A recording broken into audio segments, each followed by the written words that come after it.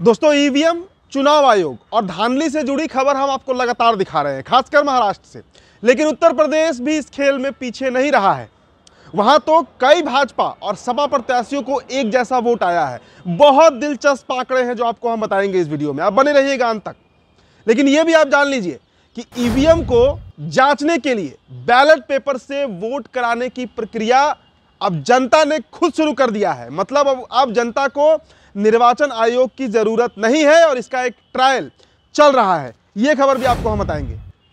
उधर देश के एक बड़े बहुजन नेता, सांसद हैं, वो ईवीएम के खिलाफ सिग्नेचर कैंपेन यानी हस्ताक्षर कैंपेन चलाने जा रहे हैं। तो ऐसी कई खबरें हैं दोस्तों। सबसे पहले स्वागत है आप सभी का द लाइव टीवी में। मेरा नाम उदित तारन है। द लाइव टीवी, सच सबसे आगे। खबर की शुरुआत करते हैं महाराष्ट्र से। महाराष्ट्र में सोलापुर के एक गांव में ईवीएम की प्रामाणिकता की जांच के लिए बैलेट पेपर से चुनाव होने जा रहा है। और ये चुनाव जो है वो कोई सरकारी एजेंसी, कोई इलेक्शन कमीशन यानी चुनाव आयोग नहीं, बल्कि ग्रामीण जनता करने जा रही है। उनको इलेक्शन कमीशन ऑफ इंडिया पर भरोसा नहीं है और इसलिए कल खुद ही पुनर्मतदान यानी रीवोटिंग की शुरुआत होने जा रही है। शानदार कदम है ये, एक अलग ही क्रांति है लोकतंत्र को बचाने की और जनता को जागृत करने की। न्यायालय पर अब भरोसा नहीं है और इसके लिए सब कुछ अब जनता को ही करना पड़ रहा है। आज वहां पर मतदान होना है, तो आप सोचिए ये कितना बड़ा कदम है। जनता त्रस्त हो चुकी है, खासकर जिस तरीके से निर्वाचन आयोग ने महाराष्ट्र चुनाव में अपना रंग दिखाया, अपना खेल दिखाया। न जाने कितने सबूत, कितने तथ्य सामने आए हैं। बावजूद इसके इलेक्शन कमीशन कुछ भी मानने को तैयार नहीं है। तो अब जनता कह रही है कि मतदाता हम हैं, तो मतदान की प्रक्रिया भी हम ही तय करेंगे। हम ही तय करेंगे कि कैसे मतदान होना है। अब उत्तर प्रदेश की हम चर्चा आपसे किए थे शुरुआत में। चलिए उत्तर प्रदेश की खबर पे चलते हैं। वहां पर उपचुनाव हुआ था, 9 सीटों पर उपचुनाव हुआ था। अब 2 विधानसभा सीटों का आपको हम परिणाम दिखाते हैं यानी रिजल्ट बताते हैं। पहला फूलपुर सीट का देखिए आप। बीजेपी प्रत्याशी वहां से दीपक पटेल हैं, जिनको 78,289 78,289 वोट्स मिले हैं। तो समाजवादी पार्टी के प्रत्याशी मुश्तबा सिद्दीकी को 66,984 यानी 66,984 वोट्स मिले हैं। अब दूसरे सीट की अब कहानी देखिए। कटेहरी विधानसभा सीट, भाजपा प्रत्याशी धर्मराज निषाद को वहां से 78,289 वोट मिले हैं। तो सपा प्रत्याशी शोभावती देवी को 66,984 वोट मिले हैं। मतलब इसे आप सटायर कहिए, आयरनी कहिए, व्यंग कहिए, जो कहिए, लेकिन निर्वाचन आयोग ऐसा खेल करेगा ये कोई सोचा था क्या। मतलब 2 विधानसभा सीट पर उपचुनाव हुआ, दोनों जगहों पर बीजेपी के प्रत्याशी जीते हैं, सपा के प्रत्याशी हारे हैं। और दोनों जगहों पर बीजेपी प्रत्याशियों को बराबर वोट आया है और सपा प्रत्याशियों को बराबर वोट आया है।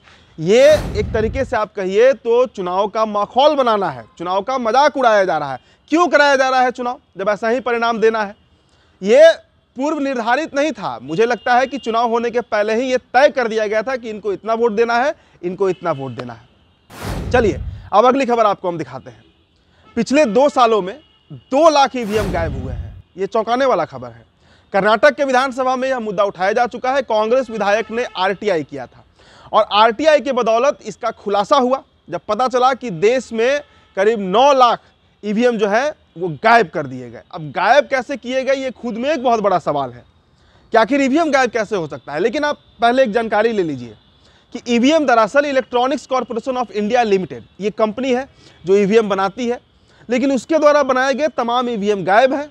और खबर यह भी है कि जिन ईवीएम का इस्तेमाल हो रहा है वो बीजेपी बना रही है। ये सबसे बड़ी खबर है और इसका खुलासा जब कांग्रेस विधायक ने किया था तो कर्नाटक के विधानसभा में जमकर बवाल भी मचा था। तो इस तरीके की खबरें अभी निकलकर सामने आ रही हैं। लेकिन हमारा सवाल कांग्रेस पार्टी से है कि कांग्रेस की सरकार है कर्नाटक में, इतना बड़ा मुद्दा है, तो राहुल गांधी इस पर चुप क्यों थे? खासकर महाराष्ट्र चुनाव से पहले, उत्तर प्रदेश उपचुनाव से पहले, झारखंड चुनाव से पहले, जब तथ्य सामने आ चुका है कि ईवीएम ही गायब हो गया, आधा ईवीएम इस देश का गायब कर दिया गया। वहां पर न जाने कौन सा मशीन, अब वो ईवीएम है भी या नहीं, इस पर भी शंका हो सकता है, क्वेश्चन उठाया जा सकता है, सवाल उठाया जा सकता है। कांग्रेस चुप क्यों थी, ये बड़ा प्रश्न है। अगली खबर पे जान लीजिए आप। ईवीएम के खिलाफ अब चंद्रशेखर रावण, हमने कहा था ना कि बड़े बड़े बहुजन नेता, सांसद हैं, वो मैदान में उतर चुके हैं। चंद्रशेखर रावण की पार्टी ने ईवीएम के खिलाफ हस्ताक्षर अभियान चलाया है। ये इसकी शुरुआत हो गई है, यानी सिग्नेचर कैंपेन। हालांकि दोस्तों हमने आपको बताया था कि महाराष्ट्र में भी इस तरीके का कैंपेन जो है वो एनसीपी चला रही है, शरद पवार चला रहे हैं, और अब चंद्रशेखर रावण भी ये बात मान रहे हैं कि ईवीएम के साथ खेल हुआ है। और खासकर जो उत्तर प्रदेश का उपचुनाव हुआ उसमें जिस तरीके से परिणाम निकलकर सामने आए हैं अप्रत्याशित, मतलब लोकसभा में जनता बीजेपी को नकार रही है, दुत्कार रही है, और विधानसभा उपचुनाव में पूर्ण बहुमत दे रही है।